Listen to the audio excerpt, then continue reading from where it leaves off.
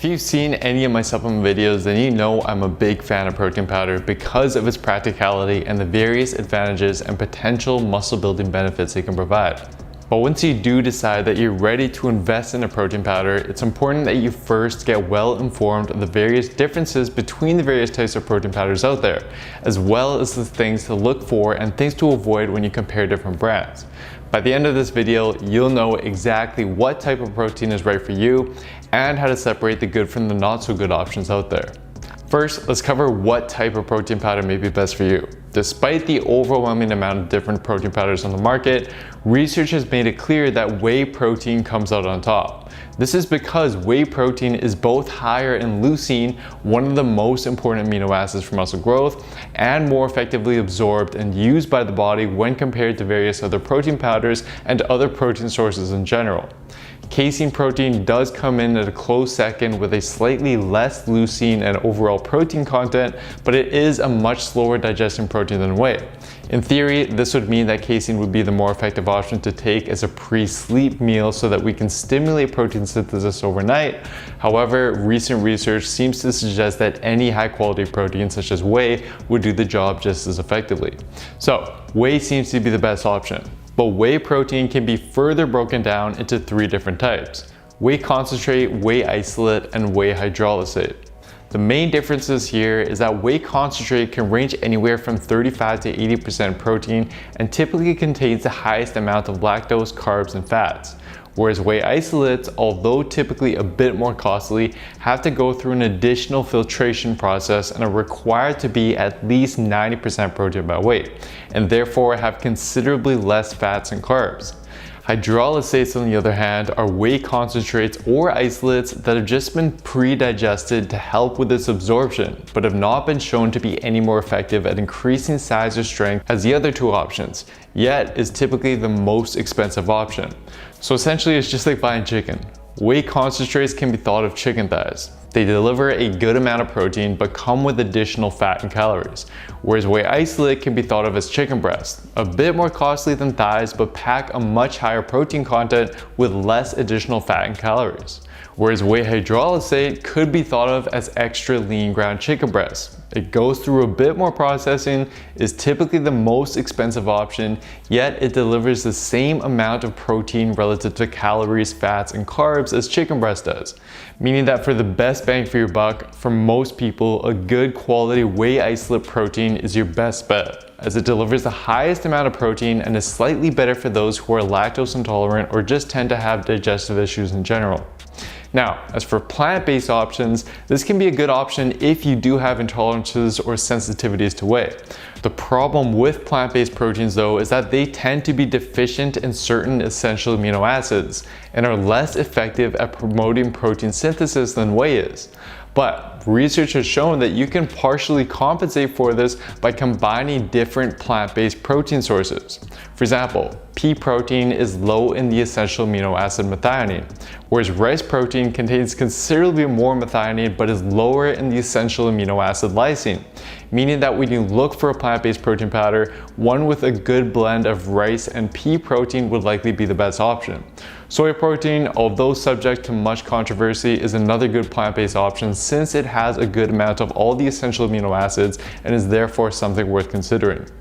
Now, after you've chosen the protein powder that best suits your needs, the next step is learning how to separate the good brands from the not so good brands. Because unfortunately, there's a lot of tricks that supplement companies can use to deceive you. And to help us out with this is Examine.com researcher Bill Willis, who has done a considerable amount of research and work within this exact topic. So Bill, the first thing that you recommend that we look out for is the use of something that's called proprietary blends. Would you mind just explaining a little bit more about what exactly that is and then what that means for us as a consumer? Sure. Yeah, that's something you have to watch out for with any protein product. The issue is that most whey proteins in particular are made of isolates and concentrates generally, sometimes some protein hydrolysates. And what you'll find is, a proprietary blend on the listing label. And in this blend, the company doesn't really have to disclose the amount of anything that's in that blend. So for instance, if you look at the back of a label of whey protein powder and it's a blend of whey concentrate and isolate. That's great. Concentrate can be good, an effective source of protein, as can isolate. But the issue is that the concentrate could be a really cheap, low quality one, and there could be just a tiny little trace amount of isolate. So in that example, let's say an unscrupulous manufacturer put a proprietary blend in there because they got a delivery of some really cheap whey concentrate that they got for a good price. That was low quality. In this case, that whey concentrate could be, as low as 25 or 30% total protein. Now, the claims on the label in terms of the total protein content may be met with that blend. Everything might be on the up and up there. But what you can look out for is the serving size. In particular, is how much protein is present per serving relative to the serving size. So you take a look at the label, and let's say you're dealing with whey protein, and product A is in a 35 gram total serving. Let's say there's 20 grams of total protein.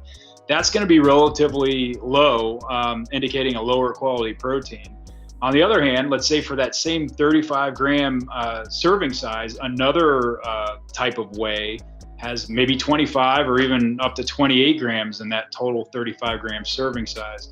That one would be higher quality, and that's what you want to look out for. You want to get the protein with the most total protein per serving.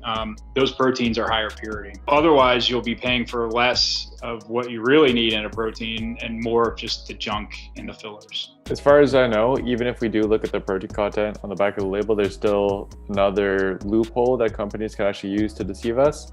And it's with something that's called protein spiking. What exactly is protein spiking? And again, how can us as consumers avoid falling into this trap? Yeah, that's a dirty trick. And how dirty it is, I guess, depends on what exactly they do. So protein spiking is adding non-protein nitrogen-containing substances to the protein powder that will be measured as protein. And the thing is that the FDA tests just total nitrogen levels, and it's a quick and dirty way to assess protein content. Now, the manufacturer could add extra nitrogen-containing agents in there that aren't protein. Creatine is commonly used, or maybe a cheap free-form amino acid such as glutamine.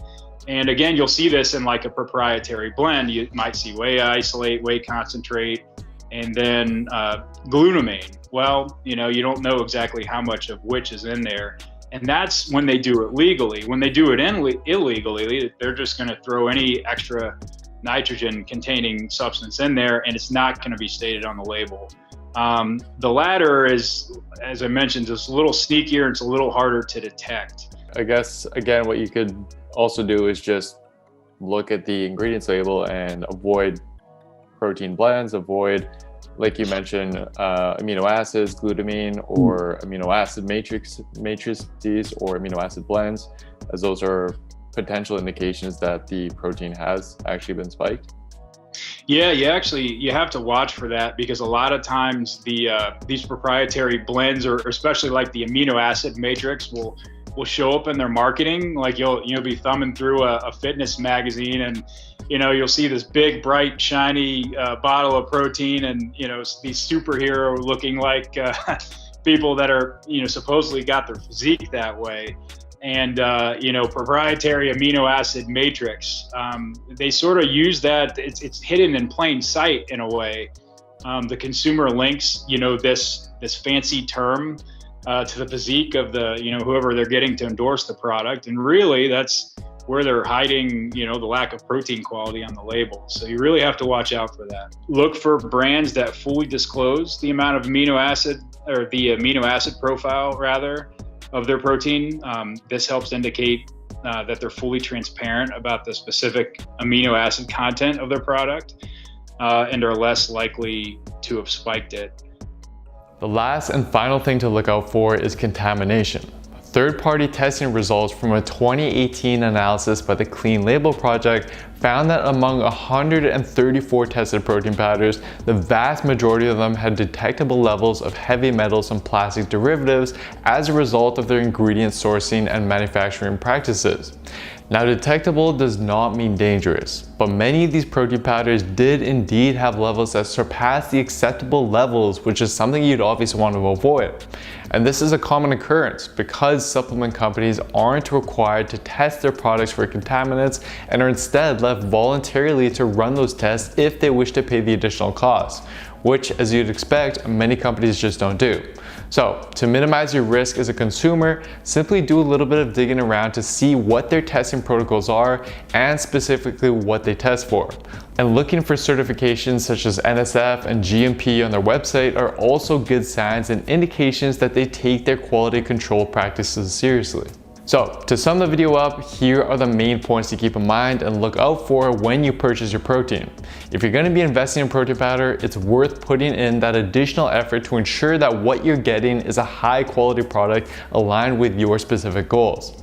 And for a step-by-step program that applies the same level of science and detail to your workouts, your nutrition, and your supplementation so that you can truly transform your body in the most efficient way possible, then simply head on over to builtwithscience.com and take our analysis quiz to discover which program is best for you and your specific body. And big thank you to Bill Willis from Examine.com for his help today. For those who are unfamiliar with Examine.com, it's just a free database of unbiased nutrition and supplement information that's led by a team of scientists and researchers. And if you want to learn more about any specific supplement and the current state of the research for that supplement, then I'd highly recommend that you check out their site. Anyways, that is it for today, guys. Thank you so much for watching. Hope you enjoyed this one. Please don't forget to show your support by giving the video a like, leaving a comment down below so what you'd like to see me cover next, subscribing to the channel, and turning on notifications for the channel as well. This all really does help me out and it's much appreciated. See you guys next time.